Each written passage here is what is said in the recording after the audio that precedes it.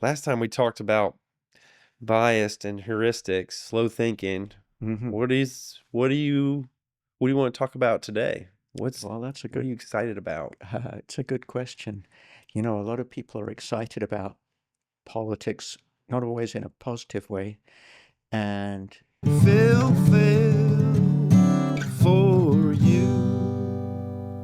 a lot of my energy has been devoted to thinking about language and politics over the last 5 to 10 years. Yeah? Um, and so there's a lot of issues in that space that I'm excited about, but there's some related issues, like, for example, looking at social media and AI Uh-huh. and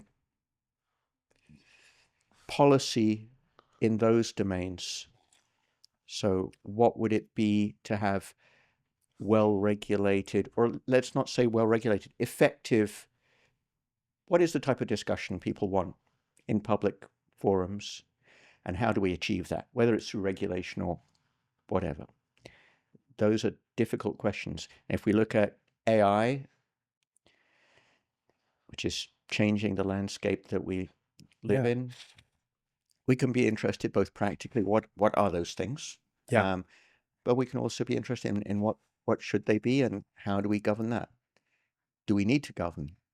Those are questions. Those are difficult questions. So Those these seems are like all difficult. things that Yeah. exercise me. And I think we didn't actually talk about the book, The Politics of Language. No, we didn't last time. We talked Uh, about another book, we talked about the Slow Thinking. Kahneman book, Yeah. Thinking Fast and Slow, Right. which I still think is a book to be recommended. There's You want to talk lots about of your book? edifying material in We're there. going to talk about your book. I'm going to grab Sure. it so I can hold it up. Oh, cool. We've got an amount of time, like probably an hour and a half or so, well, depending on how it goes, I guess, in your time. So I'd like something we could, you know, maybe have a beginning, middle, and end to a discussion. Also something that where laymen's could grab a hold of it, where it's kind of approachable to the masses Sure. and kind of relatable or contextual for what's going on now. Um, how would we do that and incorporate some of your extensive research in this field? Um, I think a lot of the book revolves around things that what you call the masses. That means you and me and everyone else are quite familiar with. Uh, it's really about how we live our life and how we talk and how we live our lives together and how we talk together and act together. Mm-hmm. These are not these are not like specialist domains. These are things everyone has to deal with in their own way. Right. And so I've looked in the book at some ideas that maybe help both make sense of some of the ways people influence us and some of the ways things change, but also in ways that create problems, difficult things to negotiate. So an example would be, what's neutrality and when is it a good thing? When to stand on the fence. Is there such a thing as standing on the fence? This is a philosophical question. Yeah, is And if you're standing on the fence, are you kind of by default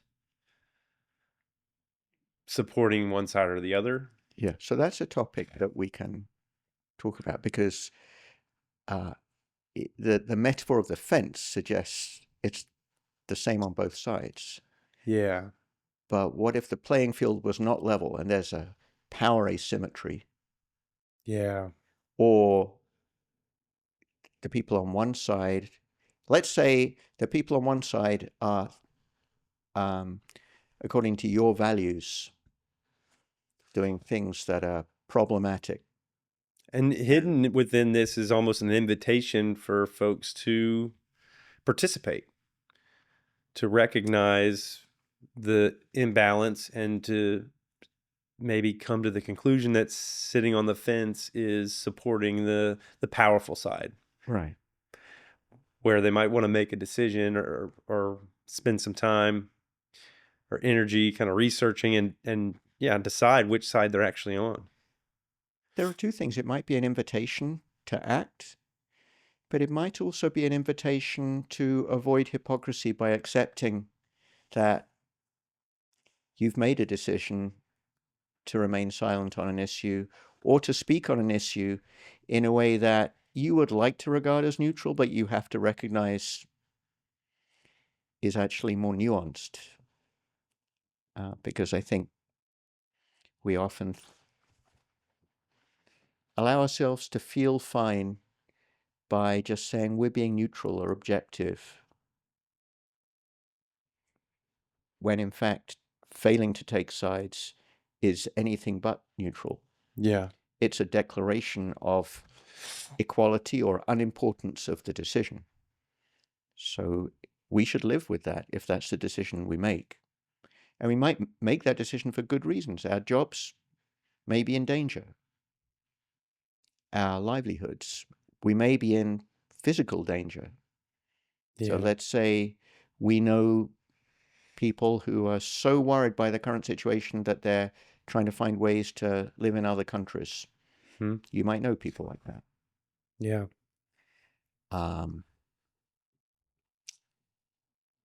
If we say nothing, then we're accepting that it's not our role to intercede, which is not to say we should intercede. Yeah.